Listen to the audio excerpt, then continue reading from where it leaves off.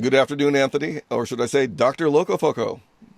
Either way is fine with me. I'm pretty Quakerly about these things. Welcome back to the LocoFoco Netcast. My name is Timothy Virkkala, late of the magazine Liberty. I don't know if anybody remembers that anymore. And a blogger at workman.com. You are returning guest, Dr. Anthony Comegna, historian of the Loco-Foco. Happy to be here. Thank you very much. Yeah. And in our sixth episode of Loco-Foco, you were here, and we talked a lot about history and the history of the Loco-Foco. Is there something that you thought that we didn't catch that we really needed to catch? Well, I don't know. It's more that the story is so long. It's a lot longer than people might think, too, because as I think I said, usually historians leave the story at 1837, when the Equal Rights Party in New York sort of reabsorbs into the Democratic Party under Van Buren. He gives them a lot of their platform, and then historians say, okay, I guess it's done. But as we discussed, it went all sorts of other places. It ended up in the U.S. conquering Mexico, much to the chagrin of the anti-slavery Loco-Focos. And then the next 15 to 20 years are spent on a series of other third-party efforts spearheaded by Loco-Focos from New York, former Democrats. They found the Free Soil Party, they found the Republican Party, and they really are the heart. They're the life behind the abolition movement going mainstream. And that's just absolutely terribly important history that, again, you can find mentions of these things in footnotes. But that's about it, because historians don't have an overall history of Loco-Focoism to connect these events together with that particular term. So the intellectual history of the movement gets lost in those late 30s and early 40s years. Considering that the Free Soil Party was a fan of Lysander Spooner's book on the constitutionality or the unconstitutionality of slavery, do you think that they had an influence on Spooner? I do. I suspect they did. And I would think it'd be very hard for them to have not had an influence on him. Although the difficulty here is that, at least so far as I'm aware, Spooner does not make any direct reference to the Loco-Focos. And so it's of course very hard to pin that down for sure. But it's more like it's in the milieu, it's in the zeitgeist, Loco-Focoism, at the point that he's writing that in the mid 1840s. And Spooner is a particularly interesting figure because some of his career, he's sort of tangential, operating, on the same principles, but apart from the more overtly political actions of the Loco-Focos. And of course, we know the wonderful story of his American Letter Mail Company, but he had another contemporary named Barnabas Bates, who was a New York Loco-Foco, who did the exact same thing, trying to lower the cost of postage, not through setting up a private post, but by constantly lobbying the government to lower the postage rates to match Britain and their very, very cheap postage rates, penny post. So there's a bit of a battle among philatelists of who is the father of cheap postage in America. Is it Lysander Spooner or Barnabas Bates?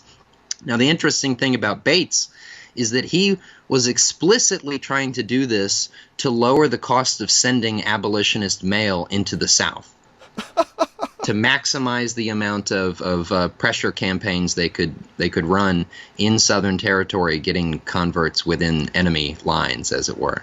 And I'm not so sure that was explicitly Spooner's purpose, but of course he was virulently, violently anti-slavery, and so I imagine that had at least something to do with it. It's like I said, it's in the zeitgeist at the time, and it would be hard for any well-read, highly involved person like Spooner to have missed Loco-Focoism. And it never really struck me. I'm not sure I thought of it until 3 minutes ago when I asked you the question. Mm-hmm. Yeah. It's very odd. Now most of us are aware of the Liberty Party. Well, most of us. Okay, 1 out of 1,000 Americans are aware of the Liberty Party, and then the Free Soil Party, and then the Republican Party. That's usually considered the advance of the parties against slavery. Now, What was the continuity there, and what were the breaks? I mean, you say that there were Loco-Focos. Who were the Loco-Focos that were involved in the Free Soil Party? They were ex-Democrats. They were Van Buren Democrats, what we would call Barnburners. They got that name from the Dorr War, which we touched on last time. And at the time, the mainstream Democratic Party said, we've got all these crazy radicals out there who are willing to burn down the barn of the party in order to clear out a few rats and tackle their pet projects. And that kind of got attached to the Van Buren faction of more radical Democrats in New York, as opposed to their enemies within the party, the conservatives, called the Hunkers. And this split is mainly located in 1840s New York, right? But it goes right back to that story of earlier Loco-Focoism, where you have William Leggett and his equal rights Democrats versus the so-called bank Democrats who ran Tammany. And that just gets moved over into new political conditions in the 1840s. I mentioned that President Polk was elected mainly on the strength of Loco-Foco votes in New York, because they were all in favor of Manifest Destiny. And Polk was an equal rights Democrat when he was Speaker of the House. He gets elected by just about 5,000 votes in New York, would have made the difference between President Polk and President Clay. And it was our radicals going out to the polls. We know that because their choice for governor had about 10,000 votes more than Polk did. So that really drove the win for Polk down ballot, if you will. The governor's race was the most important thing for New Yorkers in that election. And after or during the Mexican War, Polk immediately betrays his radical equal rights supporters by appointing their enemies, the Hunkers, to all the different prime political posts of patronage around the state. So he gives political power of the state to the Hunker faction and totally betrays the barn-burning Van Buren men. And in the course of the war, they realize that this is just another war for empire, and a slaveholding empire at that. And so they turn against Polk pretty sharply. People like Walt Whitman was a young man writing for newspapers at the time. He was a Leggettian. He grew up in Brooklyn and read William Leggett. And he supported the war, or supported Polk eventually. He did not support the war. He got fired from the Brooklyn Daily Eagle for criticizing the president in the war.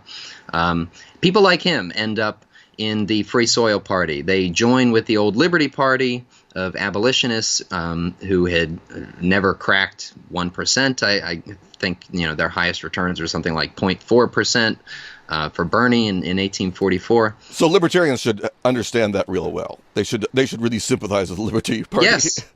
Yeah, absolutely. And in a way, it kind of mirrored the dynamics of like the Tea Party years, just in a few years ago. When I don't know, maybe that's still a thing, but whenever it was important, and there was a lot of flirtation back and forth between libertarians and Tea Partiers, and a lot of confusion about whether these Republicans in office were really just libertarians running as Republicans, and that's kind of the dynamics that go into making the Free Soil Party.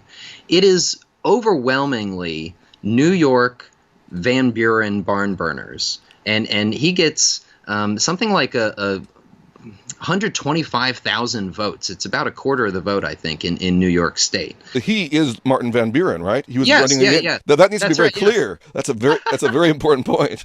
Yeah, they all come together for their convention in Buffalo in 1848, and they are overwhelmingly dominated by Democrats. There are the Liberty Party people. There are some Whigs who are also furious at their own party, putting up a slaveholder for office, Zachary Taylor.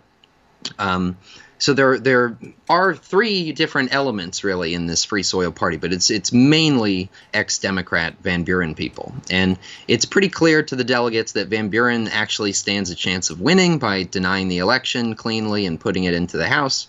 So they nominate Van Buren. And he gets his best results in definitely places like New York. That gives him the biggest raw number of voters, and it's about half of his vote total, I believe.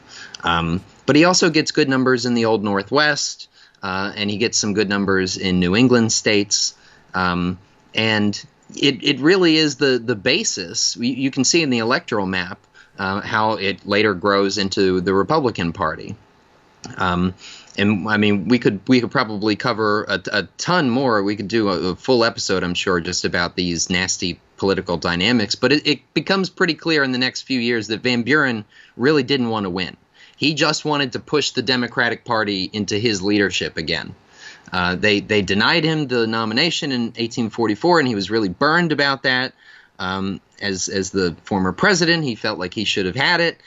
He's really steamed, and by 1852, he's gone back to the Democratic Party because they're electing Northerners again, and he's happy with that.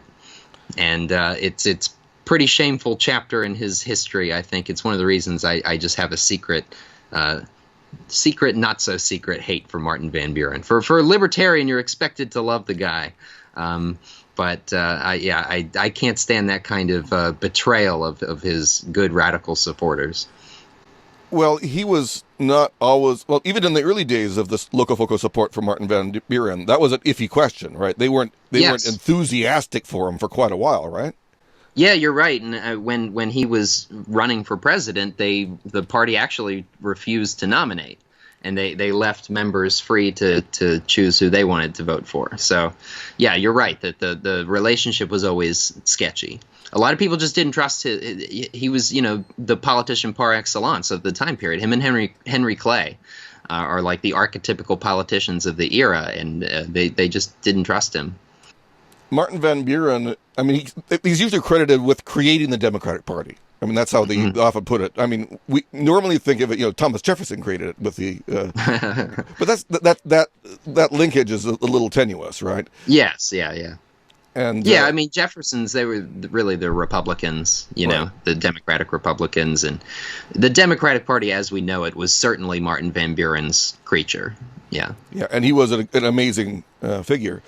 Now, are you aware of, this is a very tangential, but are you aware of that girl who looked in the researched the genetic heritages of the presidents of the United States? Are you? No. She went back, and only one president of the United States has not had an ancestry in a king of England. I think it was Edward Longshanks. That there was one king of England way back when, who's all the presidents, except one. Even Barack Obama is a descendant of this one king.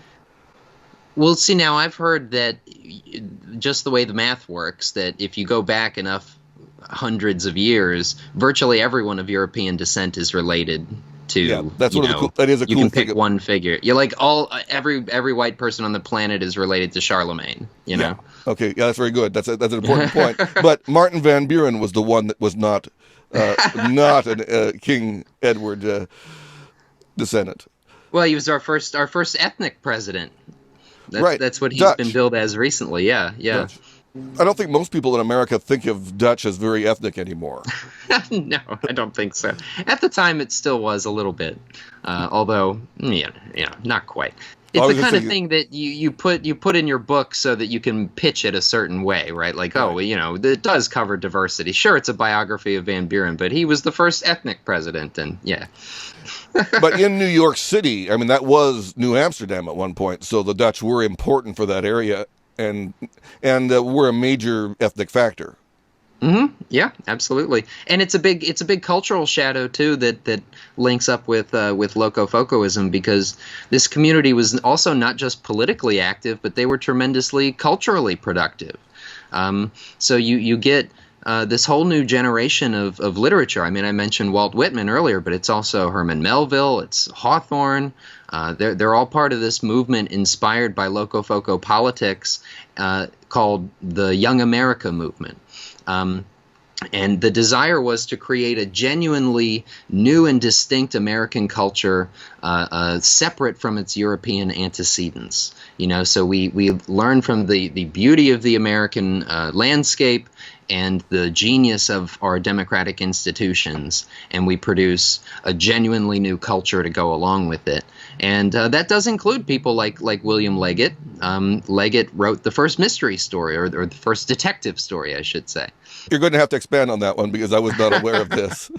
Yeah, well, I don't remember the title exactly offhand. I did read it for the first time just a little bit ago, and it's okay. It's not great, but it was a short story he wrote in the late 1820s, and it's about a guy in Illinois, I think, and that's where Leggett was born and grew up there for a few years.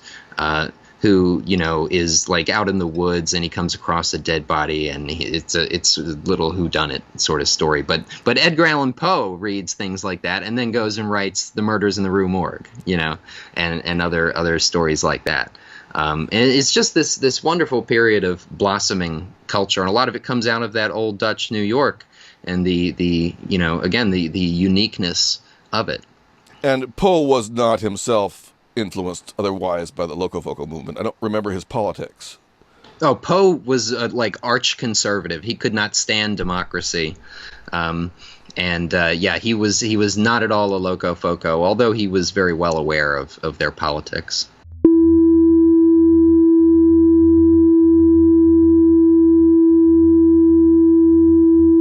This has been a test, and has only been a test, of the emergency management system. Your compliance in our fake crisis has been noted and has been marked on your permanent record. Your willingness to confine yourself to your domicile for months on end, to wear masks in public, and refrain from assembling in large gatherings save for government-approved protests, has earned you the thanks of a grateful nation. In the case of a real emergency, you would have been instructed to contact a specific office of your federal, state, or local government to inform us of non-compliant neighbors, friends, and family who risk the health and well-being of others by questioning authority and settled science. We know we can count on you, for you have proven yourself in the current test crisis. Listen for this alarm in the future to valiantly sermonize, scold, and snitch on deplorable Americans. You know who they are.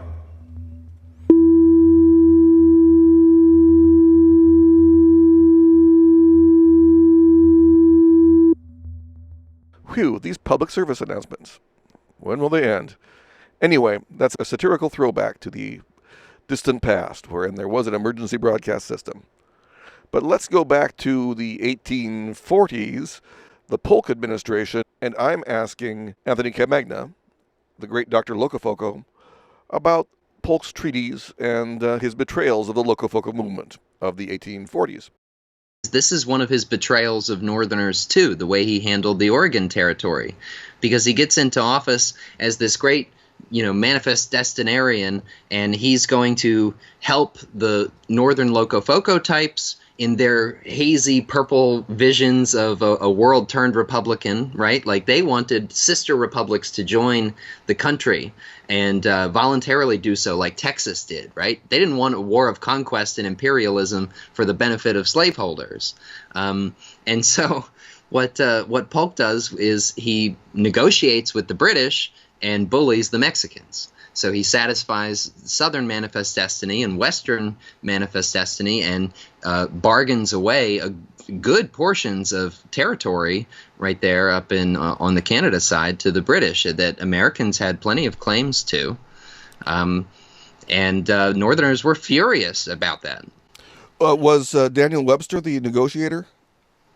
He was in the Tyler administration. So Webster negotiated the Canadian border most of the way in the Webster-Ashburton Treaty. Okay. And that was this painstaking process of drawing lines across little lake islands and lake islands with lakes on them and like all sorts of crazy stuff all the way across the northern border. It took a long, long time. And Polk just says, you guys, you take what you want up there. I'm not looking for a two-front war. There's a lot of strange history that follows from the Loco-Foco. One of them is Karl Marx. Are you aware of that? Because, I think I saw something about this several years ago. To refresh my memory. Well, as I understand it, that there was a working men's association that gave birth to the Equal Rights Party. That's my memory of this all. To some degree, not directly, but yes. And Marx was a stringer for one of the papers in New York, and he was inspired by the Working Men's Association for his part of his communism. And I don't know how far that went, and I'm sure that he didn't agree with the Loco-Focos at all. But right. Well, that does make sense. I mean, Loco-Focos were there wasn't anything quite like Loco-Focoism out there at the time of the first working men's associations. The working men came first, and then Loco-Focoism gelled into its own philosophy a few years after that, inspired by the working men's movement. But many Loco-Focos were members and leadership even within the working men's movement. John Comerford founded the General Trades Union, I believe, and that was the first trades union in the world. Well, at least modern trades union, first national trades union. I mean, it was a very big deal, and they spearheaded all sorts of reforms, and it was the whole damn thing was led by Loco-Foco.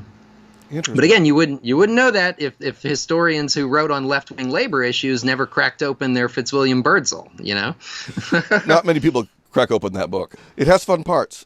One great page, just one absolutely fantastic great page. I'm not sure it's the best book I've ever read, but yeah, it's pretty dry style. Yeah, it reads like a chronicle. Yeah, well, that's kind of what it was. He was just trying to get it off his chest and make sure it didn't get lost in history, and he succeeded. Yeah. At least with your heroic efforts. In the 13th episode of this podcast, you may have heard Stephan Kinsella praise William Legat as being very, very thoroughgoing libertarian and having advanced positions, including intellectual property. And we've talked about the abolitionism. Are there any others other positions that strike you as advanced and very good? Yes, lots and lots. He was so original as a thinker, and even when it's not an idea that directly comes from him originally, he will champion the most radical ideas he can find. So abolition is an obvious example, but there's also private coinage. He was an advocate for private coinage. And he said, yeah, sure, it's in the Constitution that Congress should do that, but we don't need them to. We don't need them to regulate the value of money, just like we don't need them to regulate the definition of words. And it should be up to the marketplace of decision makers to figure that out. And the currency companies that manage their inflation rates in just the best way for their market and things like that, they'll emerge as the most stable. And when the market demands inflation, it'll get it. When the market demands deflation, it'll get it. Leave it up to the market. And he also then took that principle all the way down, and he said, why does government own all this property? We should just privatize it all as much as absolutely possible. And he wasn't quite an anarchist. So few people were at the time, but he had what are essentially the anarchistic principles that you should privatize absolutely everything. So he said city governments shouldn't own docks and wharves and piers and streets and things like this. Privatize them all, and let people charge for them or not charge for them, or let business associations fund them, and all sorts of other schemes. They'll figure it out a lot better than our corrupt city managers do. And we won't have nearly as much trouble with our politics if we clear out the nest of corruption quite a bit. And later on in America, the U.S. government did privatize a huge, vast tracts of land, in a sense, though they considered it was really kind of unowned land, but still. Yeah, although that was the next thing I was going to say, is that I've also found his position on Western lands very, very important. And as I remember, there was only one time he ever talked about this. But he said, look, we've got this like hothouse method of development, he calls it, where we're trying to have the government give people all this, cheap land out west. The government just owns this massive amount of territory, and they sell it to people pretty cheaply. It was the main source of government revenue at the time. And we encourage people by giving them legal title to this land from the federal government. We encourage them to go out west, leave the cities, leave the eastern seaboard, spread the republic out, and disperse its people widely. And in order to very quickly, rapidly develop the country, and it has all sorts of distorting effects on the way the country develops.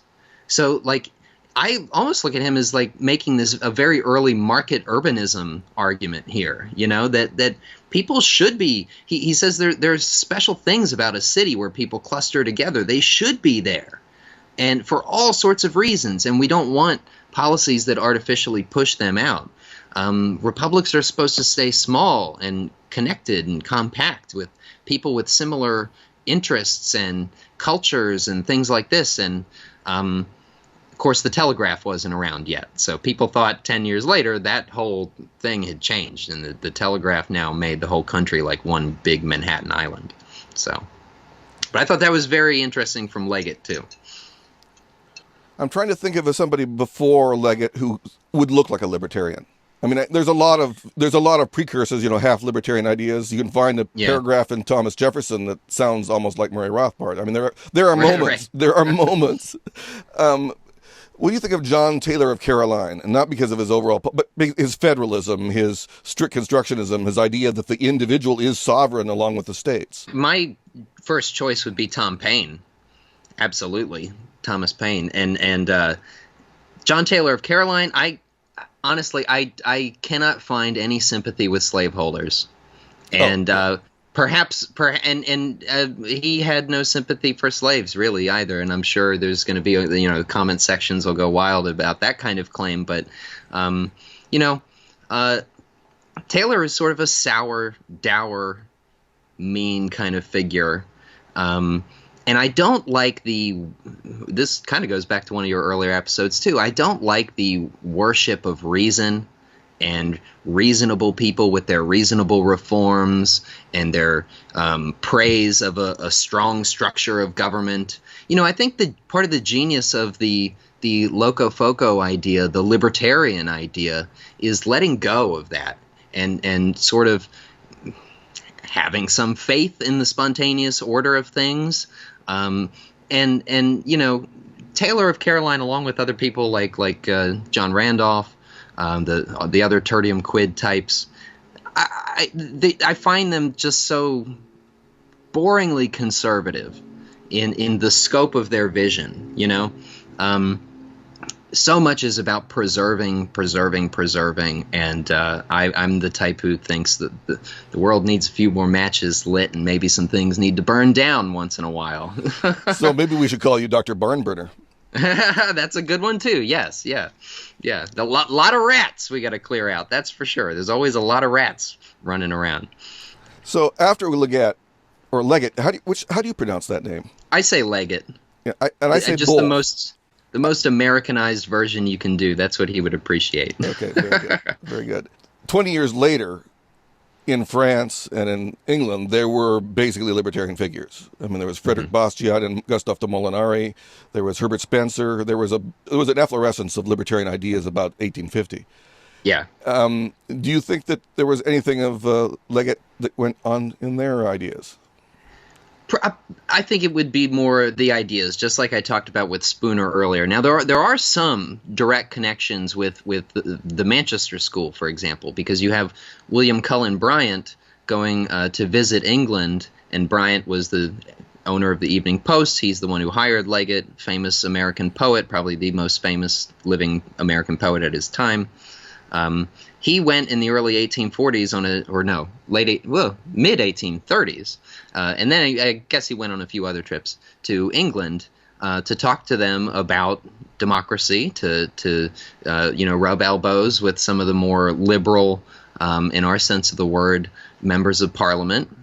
He gave speeches to Manchesterites around Cobden and Bright and the Anti-Corn Law League. So they took a lot from Jacksonian America and the liberal example being set in the United States, and they got a lot of their traction by conversing with these people, just like the same thing I think we talked about last time in Canada. There was a similar dynamic there for a while. But I think it's more about the ideas. It's more, again, about the example set by America in general. And there is a bit of there are some direct connections, but this has always been a subject that really intrigued me because I swear there's got to be more. And I would love to have been able to write a chapter of my dissertation just on the transatlantic history of Loco-Focoism and see where those connections might have been, because I just have the strongest of gut feelings that there must have been something. more than the general milieu of intellectual ideas. But I don't know. I don't know for sure, especially later people like some of the ones you mentioned who are not in the English tradition, for example. But we know that, let's say, Michel Chevalier, and worked with Cobden to make a French-British trade agreement, which was notoriously free trade compared to what everything else had been. And Chevalier had been to America at about the same time as the Loco-Focos. He wrote a really bad book on the subject. I mean, it's not very good. But Chevalier was a really important figure in the development of French political economy, sort of between Say and Bastia, one of those figures. Yeah, and I could certainly, again, this is why we need any grad students out there listening to be doing more research on this, because there is just so much out there of connecting the dots between work that's already been done and this work that just simply hasn't been done. And these understudied subjects, critically understudied subjects like Loco-Focoism, don't even match up to a simply understudied subject like early anarchism or radical early libertarianism. So the connections are there. I'm certain of it. But it's we have to comb through a lot of footnotes to find them. Now, most people know of this period in America, the Loco-Foco period, as I like to think of it, from Democracy in America by Tocqueville. Mm-hmm. But my memory, Tocqueville doesn't mention the Loco-Focos, though he does. No, he was early. Yeah. Well, it was 1834, I think he was in, so he was just in advance of the Loco-Focos. No, I believe that's when the first volume came out. But he was traveling to the U.S. in either 1830 or 31, something like that. Oh, okay. Well, the second volume came out in 1840. Yeah, they were both big hits. Yeah. Yeah. And have you read his friend de Beaumont's novel? No. It's one of the first anti-slavery novels, or a novel about a slave. Okay.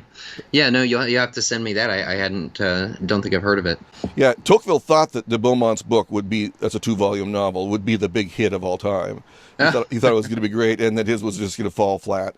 And the world proved him wrong. So. Yeah, that is interesting. There's one of my favorite Loco-Foco door war figures is a woman named Frances Whipple, who was like a reform movement addict. So she started out writing for the working men's movement. She became a radical Democrat, a Dorite, abolitionist. She was she converted to spiritualism later in her life, so she was a practicing spirit medium, and in so doing, worked for women's rights. And she wrote a story too about called the Branded Hand, which is about slaves. And she wrote another book called The Slave Wife, which was about a slave woman who was raped and impregnated by her master. And I mean, it's just gritty writing about people of color, well before Harriet Beecher Stowe, and much less tame than something like Uncle Tom's Cabin, even though that too is pretty, revolutionary.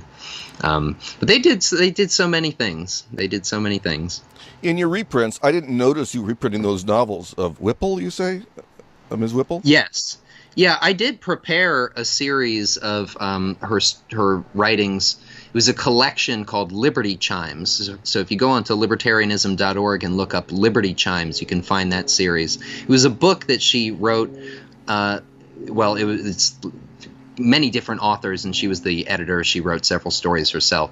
But the intent was to heal the divisions that had been opened up in the Rhode Island anti-slavery movement during the Dorr War. Because if you recall from us talking about that, when they were drafting the People's Constitution that kicked off the Dorr War, the white majority, supermajority in Rhode Island, they demanded that there be a whites-only clause for voting, even in their People's Charter. So it was a betrayal of the anti-slavery community, and a lot of Dorrites were anti-slavery. So they were very angry, and many of them stopped supporting Dorism because of the racial exclusivity of it. And it split the anti-slavery movement in Rhode Island for several years. And I think this Liberty Chimes was 44, 45, maybe even 46. But she was like, look, we have to heal this split so we can make some headway here. I mean, we've got a whole new war for empire kicking off here. And she wrote another later book called Ahmed's Letters, which is about a black visitor from Algeria, I think, somewhere in northern Africa.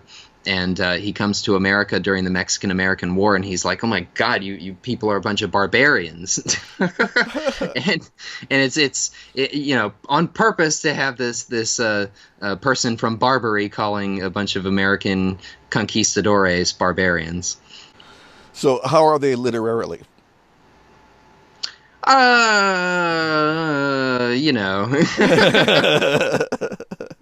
I already mentioned the best of them, Whitman, Hawthorne, and Melville, so it doesn't get much better. You brought up Poe. It doesn't get much better than those guys from this period. Most of the literature from the era, I'm sure you have some pretty good familiarity with people other than the top names, but most of it's not good. They were doing their best to do this Young America thing and, make something genuinely different in their literature, and they were doing that. It just wasn't very good most of the time. And so Whitman is kind of on this quest his whole life to find the great American bard. I don't think he ever felt like he quite did. Let's see, Hawthorne and Melville kind of loved each other.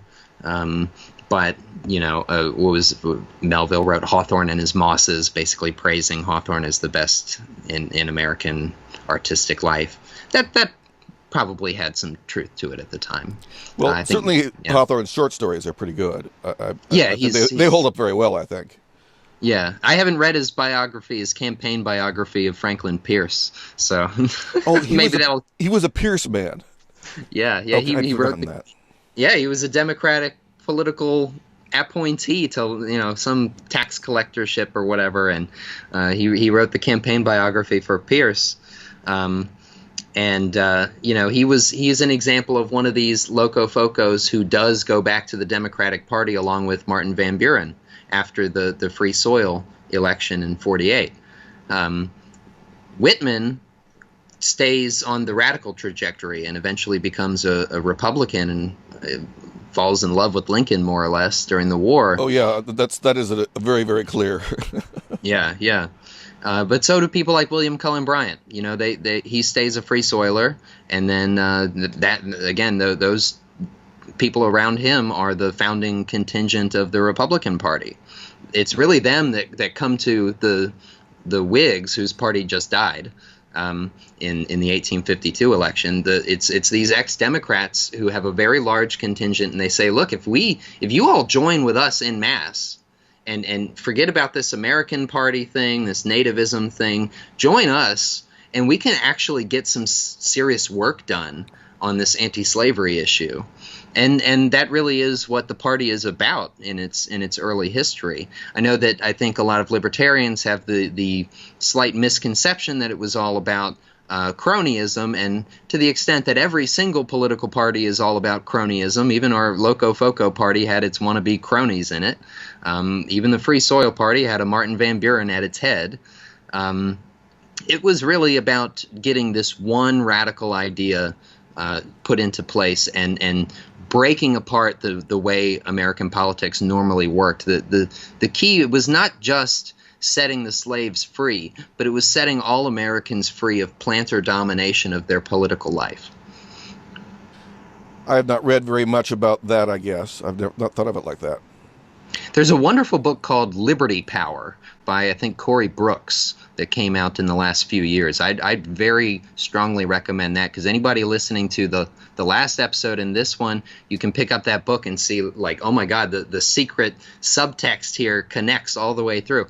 And it was just great. Once the Free Soilers, of course, Van Buren loses and he doesn't force the election into the House. But they do get a few people in office. They get a couple of senators, and they get a small handful of representatives in the House, and of course they make a lot of traction at the state and local level. And now that they have a contingent in Congress, they stand in the way of literally everything. You know, for years, Ted Cruz was my favorite senator because he just was the biggest gadfly in the world. He got in the way of everything, you know, and gummed up the works constantly. That's what they did. They would, every time it came to elect a new speaker, they would make it so that you would have to do dozens and dozens and dozens of ballots to get enough votes to clear the threshold. And it would hold up the election of a speaker for months at a time. Every single cycle they had to do this. They went ahead and did it. And it got so bad one time, I love this story, that they could not even elect House doorkeeper. So they held up the election for House doorkeeper so long that they just said, screw it. And I guess all the congressmen opened their own doors for that session. But every chance they got, there was this periodic series of speakership crises where they could not elect a speaker because the Free Soil contingent and eventually the Republican contingent was getting stronger and stronger and stronger, and they could deny any election to those offices cleanly without some kind of concession being made. So one theme that I detect in what you're saying is that it's nice to have other traditions coming into sort of a liberty framework and allowing for, well, inclusion in some sense. And that's why I wanted to ask you about Ubuntu. Because one thing I've noticed about libertarians today is they seem to not be interested in cultural movements that are not in their kind of intellectual wheelhouse. Mm-hmm. And I came across Ubuntu a few years ago, and I've not studied it at all. But it's certainly obviously worth looking into.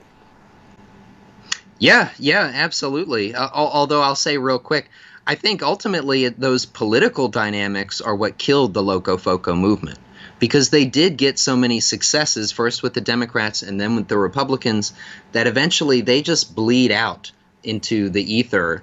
No, and you know, by the 1870s and 80s, nobody's using this word anymore. It means nothing after the war, after emancipation, after all their other reforms.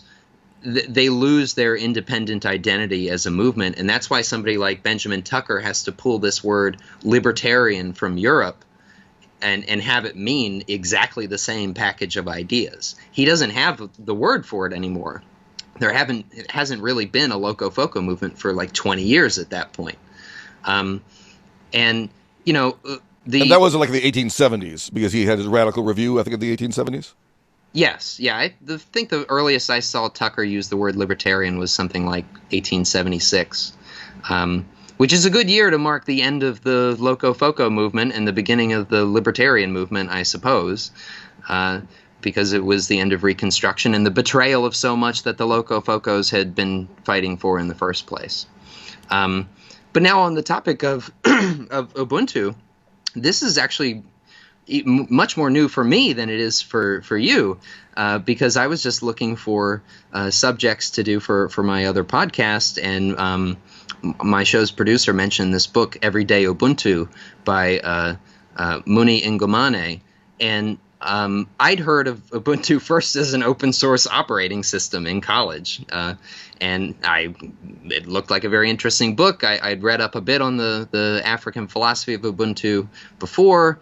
And so I was like, yes, absolutely. Let's go ahead and try to set that up. We did. We have 2 interviews with her about the book. And I gotta say, it's just the most fantastic book and such a wonderful, challenging, enlightening set of ideas. It was a real joy to read. I very, very, very strongly recommend everybody check that book out. It's gorgeous. Absolutely gorgeous book. I think libertarians definitely could use a good measure of seeking out other traditions and other philosophies, because really, I also have just a hunch I have as a historian. Libertarianism is actually as old as mankind itself. It's all these basic kindergarten principles that we're always talking about. Don't hit people, don't steal their stuff. Well, you know, to the extent that societies follow those rules, we get civilization. And so, you know, I think libertarianism is in a real sense old as time, and we therefore should be able to learn from absolutely anybody and every group, no matter where they're located in space or time. Yeah, when I read the accounts of what Timothy Virkkala said or Quetzalcoatl, what was attributed to those old allegedly gods, it often sounds like libertarianism. Basically, well, the first rule is you don't get to eat other human beings. That's the first rule for them. Yeah. But I guess that was news in America at that time. I don't know what was going on exactly. This is because they were actually ancient astronauts, right? I think I've heard that. Yeah. Well, so they're very advanced people. Yeah. Well, I don't know. I don't know about that, but I do. It is interesting to see that these are bearded men. And that led to the downfall of Montezuma, the easy conquest of Americas, which is kind of an unfortunate side effect of all this. But you're aware that there are big, huge stone sculptures attributed to the Olmecs that are obviously African and obviously Caucasian. I've heard that description of them. Have you seen them? I don't know. Have you seen them? Yes, I have. Yes, and you could describe them that way. Sure. I don't know how far I would go along with that thesis. It looks pretty obvious to me anyway. And the stories of the Viracocha and of Quetzalcoatl, they were white men. That's what they were. Okay, yeah. So that's the story. I don't know but we don't know what to make of it. That's one of the problems of when the Spanish priests destroyed so much of Aztec literature, we lost a lot of information. Yeah. And certainly we don't look at the Aztecs for our libertarian ideas, but there might have been something earlier. Well, I always think Murray Rothbard's thing, right? That what's the definition of a radical libertarian? Well, it depends. Do you hate the state? If you hate the state, then you're in the club. You count. Well, it's hard for me to imagine that, ancient Chinese peasants didn't hate the emperor. When he's constantly stealing from them every year, when he's stealing their children to go send off to die against some other warlord, don't tell me they didn't hate that SOB. They absolutely did. I'm sure of it. Maybe they didn't voice it publicly. Maybe some of them thought that the emperor made the rain come, and so we have to venerate his name and all of this. But I'm sure there were plenty of people who just plain hated his guts. And they're in the club. They're in the club. I've been reading a lot about ancient Egypt recently from many sources. I'm reading Manetho right now. And it's very odd, just contemplating a society so different from ours, wherein the leaders are venerated as gods or going to be gods. That's what they are. That's how it works, and have all that veneration directed towards you. But I discovered something really weird recently, that the concept of left and right as referring to right or wrong and right, or that idea goes left-hand path. That goes back to the Amarna period, when the ominous priesthood basically destroyed Ottonism, because the Otton rose on the left, the east. They raised the sun disk, and the Omonists worshipped the sun as it settled in the west. And so that basically came down to us as this ancient way of looking at the world. It's very odd.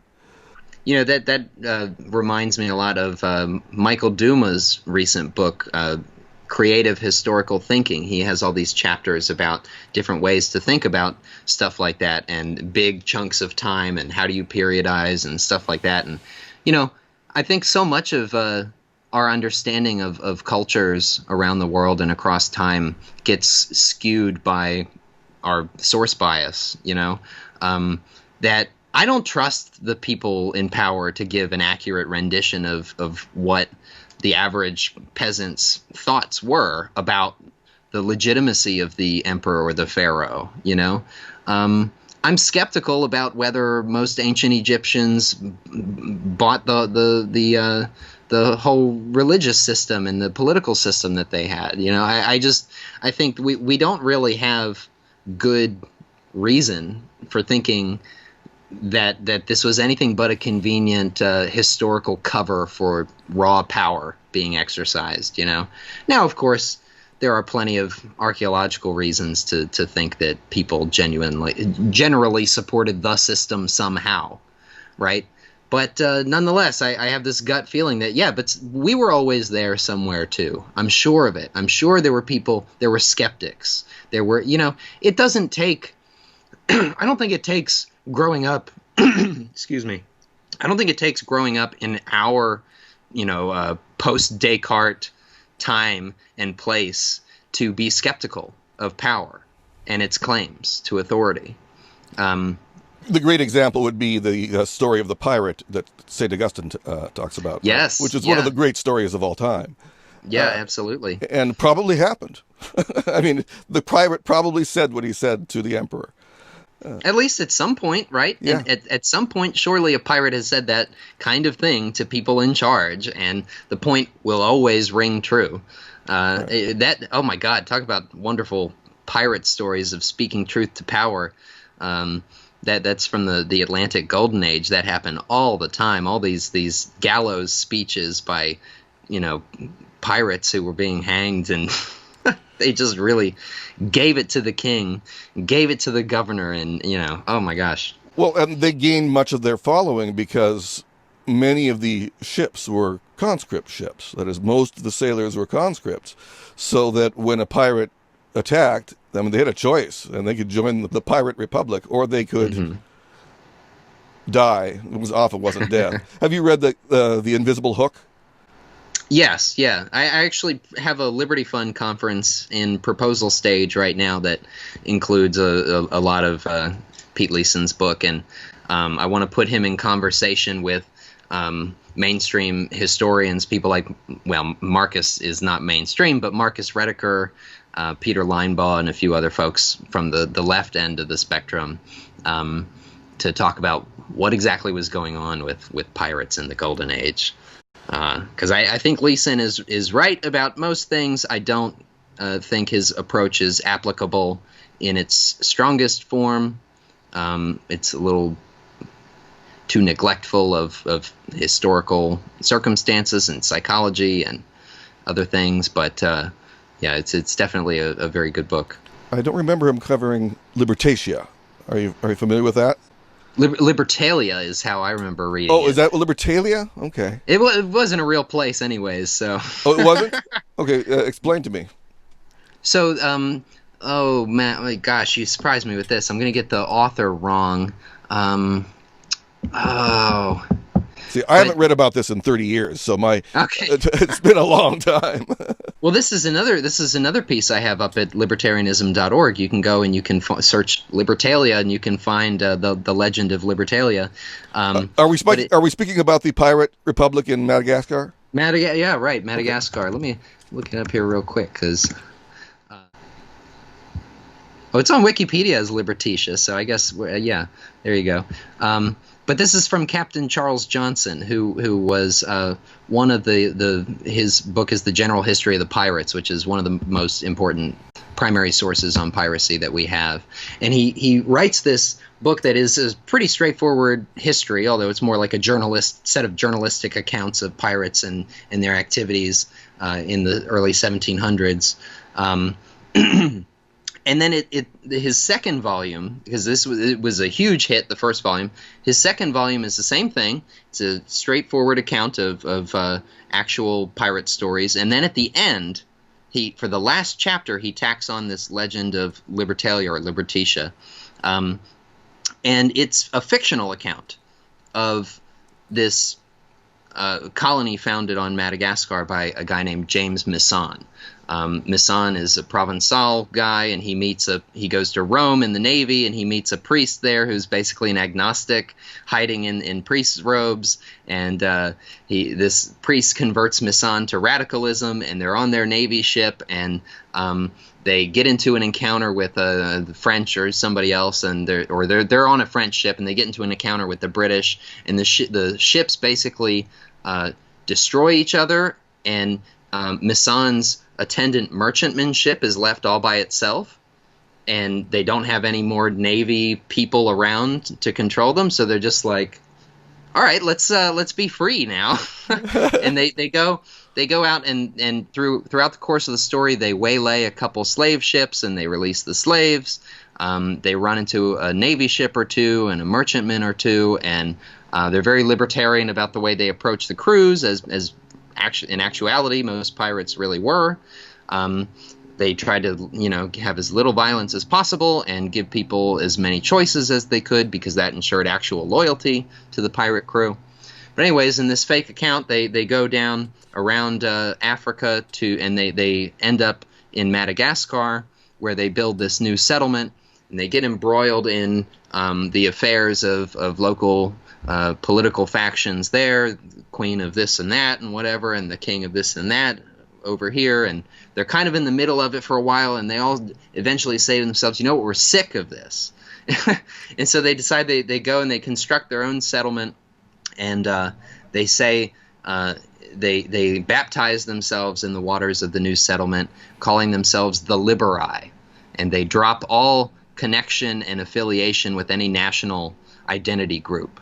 So they leave behind their past as Portuguese and French and Brits and Dutch and whatever else, and they're now just the Liberi. And so this is 54. Well, I guess Volume 2 was in the 1730s, so it's a good 40 years before Tom Paine is saying the same thing. He's a citizen of the world, and America is the country of people who come from all over the world, trying to escape the thumb of power. And what's the famous line? Be an asylum for all mankind. That's what Libertalia was supposed to be, but it was fictionalized, and so I read that account as Captain Charles Johnson's way of saying, look, we all know why we love reading these pirate stories. You wish you could live like them. We all wish we could live as free as these people and escape the confines of our government out on the open sea, and run away from its lapdogs and turn to fight when we want to have a fight, and all of this. We would all love to live that way. But if we're going to get this fictional place turned into reality, there's a lot more work we have to do still. And that's very good. It would be the ideal way to end this podcast. However, I feel I have to ask one more question. But even before that, how do you spell Liberi? Liberi. Well, that's actually a pretty good. We are the Liberi, though. I must say that I kind of, perhaps it's nostalgia. I think of we of the Loco-Foco still. Yeah. Right. But then other is a lark and a logo. Do you see any good reason to conjure up the moniker Loco-Foco again at this time? I definitely do. I mean, on the one hand, I read their history as a cautionary tale for libertarians, because, again, as we mentioned earlier, they're so successful that they get a lot accomplished, and it's really radical, revolutionary things. And they also just do a tremendous amount to change American culture and what it's like to live in the United States and what it means to people.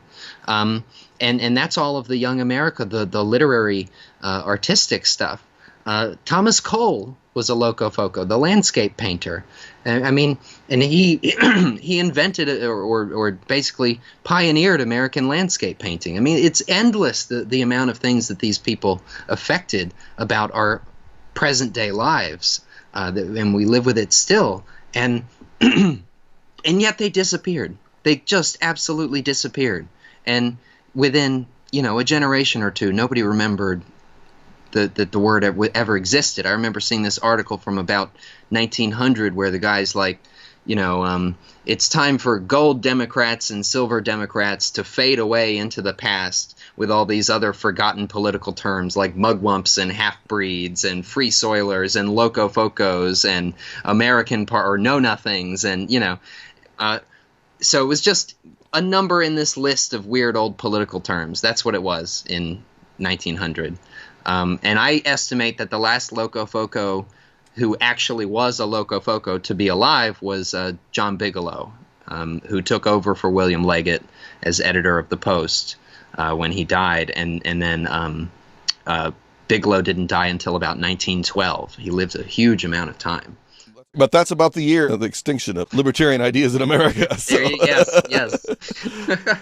Yeah, and then the collapse of civilization itself. So, though I think Mencken wrote his book, his correspondence with a Marxist, the man versus the man, or the men versus the man, in 1911. So there was still some lingering radical republicanism. He was never a libertarian as such, but he was close. Yeah, I mean that's kind of what I think, and this would all this history, just like the transatlantic stuff, would take a lot more fleshing out to be really sure. But my sort of beat on the storyline is that, okay, about Tucker's time, Loco-Foco isn't really an active political idea, but the package of ideas is still around and very important, and supporters of these two parties understand where their parties are falling down. Many people are sick of it. Tucker is an anarchist. He reaches for this word from Proudhon, I guess, originally, from Europe, certainly, libertarian. And it's not like that is the word that catches on. It's just one word that he uses a few times to describe himself. And so then there are these gap decades, basically, where people who are libertarian leaning don't really have much of a good word to use. They don't have much of a tradition to latch onto. A lot of them have, like Tucker, and many of the people you mentioned from Europe earlier, Auberon Herbert and folks like him, they're searching for some kind of movement. They're trying to build it with things like the Liberty and Property Defense League and stuff. But none of it really catches on. And then, everything gets totally destroyed with massive shifts in world history in the early part of the 20th century. And you're left with, again, a couple generations of people after the World War II who have to pick up the pieces and figure out, how do we make something of these good ideas, this good package of ideas that's out there in people like Mencken or Mises now, even at this point, and Hayek, and how do we pick up that package of ideas and reconstitute it into another political and cultural social movement? And that's where we get modern libertarianism. So that's kind of, I'm afraid to say, I talked with Nick Gillespie about this a few months ago, and he disagrees with me very strongly, but I'm afraid to say we're facing the exact same kind of crack-up crisis moment in libertarianism right now. Since the Ron Paul days, where we got a big taste of success, and then you get the Campaign for Liberty candidates and the Tea Party candidates, and it looks like, oh my God, things are really happening. Ron Paul might even win Iowa in 2012, and he came within 2 or 3 percentage points, and boy, couldn't have that just blown the whole game wide open, And then it all kind of fell apart without that kind of charismatic figure holding it together. And I think many of us don't really know what we believe anymore and how it relates to other libertarians. I think something that really terrified me was I heard so many obviously libertarian folks being very friendly to Trump in his run, and during his presidency maybe less so, but just like with Polk, they gave enough of us, gave him enough critical support to, maybe we did give him, the 1 or 2, 3% boost he needed in a few states to win, that kind of thing. I don't really know, and I don't know that we have the polling that could show it yet. But I heard enough lukewarm support for Trump being a bombastic, screw the media, screw the Bushes, and all this type of person. They loved that. They ate it up. And I don't know how many actually voted for him, but I'm sure enough of us did. But once again, in major party politics, when you have two candidates, you're not choosing the libertarian versus the other. I mean, you're choosing. I mean, I voted libertarian. I mean, what am I? That's it's sure. But I can see why somebody might go for Trump, because Hillary Clinton was who Hillary Clinton is. Sure. And so I was always sympathetic to these people, not because I thought they were doing the libertarian thing, but because, I find that weird, but because they were doing you've got to be kidding me I mean, that's the funny thing about politics is that sometimes you vote for the most ridiculous person you can because the other person seems evil incarnate. Yeah, but it's the same thing. What, do you expect me to vote for Henry Clay? Yeah. What? Am I going to throw my vote away on Bernie? Yeah. James G. Bernie. Yeah. Like, no. I understand that. So my solution is don't vote. Okay. And withhold your consent, and don't give these people any credit. Don't give them any leeway. Don't give them any of your support, even if it's lukewarm, meme level, jokey kind of support. Don't do that. They don't deserve it, and they will take it and run with it and ruin it. They will just ruin it in the process. And so, there are already long-standing divisions between the sort of more nationalistic, conservative culturally conservative libertarians and the hippie, anarchist, radical, godless, atheist, lefty types like me. I'm sort of an out and proud left libertarian, and that's been a very long-standing thing. A part of my thing with the Loco-Focos is we should recognize that libertarianism in its origins is fundamentally a left-wing movement. It is not about conservation of just about a damn thing. It's about change, fire in motion, and leaving people free to change the world in ways that please them more. And so those kinds of divisions, I just feel like, are being very strongly exacerbated right now. And a lot of the more radical Loco-Focos dropped out of the movement because it was too strongly associated with Democrats. Right. And then it was too strongly associated with Republicans. And, they didn't support any of these political parties, and they knew better how they work and stuff like that. They didn't, So I just think we might be entering a phase of crack up and reformation, just like we've talked about before. Certainly, libertarians are lost in the wilderness, so to speak. They don't really know what they're doing. But that's not really anything new for libertarians. I've been around long enough. I don't really see this as new, and I don't see it as a crack up. I just consider it, this is what libertarians are like, because what are you going to do? I mean, we just explained it. What are you going to do? Because there's no obvious way out of this trap. And it is a trap. There you go. That might be the case. I watched the whole Libertarian National Convention this year online, and you're right. That's kind of how it operates. I couldn't do that. I can't do it anymore, so I haven't seen that for a while. I watched the 2016. When you see it online, it seems like you're almost there. And I remember, the 1987 convention, which I was at. But yeah, there's a lot of dumb stuff, and and also sometimes things that aren't dumb but inappropriate. And I'm not referring to the great dance. I'm referring to asking the question about automobile licensing. The question about automobile licensing.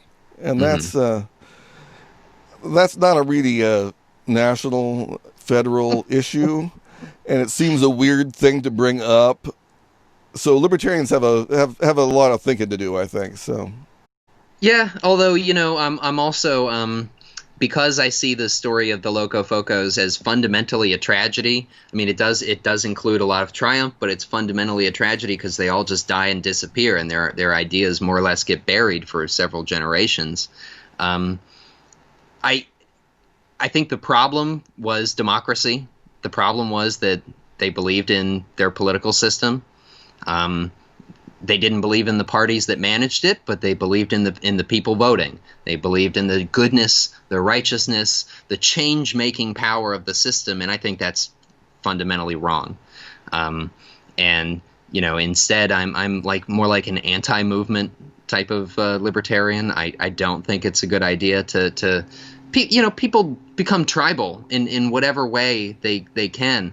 Like I much as I love so much about Murray Rothbard, I got the sense that part of the reason he wanted a libertarian party was so he could manage and wrangle factions and like have a little bit of a sense of power and control in some part of life, and it's just so toxic and corrosive. Yeah, I wouldn't be looking to Murray Rothbard for political advice. I would be looking for his theory and his economics, and there's a lot of good stuff. A lot of good stuff. Oh my God, his history is so good. Yeah. But I wouldn't, I never agreed with him. I mean, I was there when we published his defense of Ron Paul. I was also in one of the early issues of Liberty magazine, and let's just say I wasn't on his side. I wrote something for that magazine that was under a pseudonym that pissed off both camps, the Russell Means and the Ron Paul. Each side thought that I'd written against their side. Yeah. So I hit that sweet spot that we. That's right. Yeah, that's how you know you're set. You're doing things right. Yeah, we are. We're gadflies, and we should be that way. We shouldn't try to.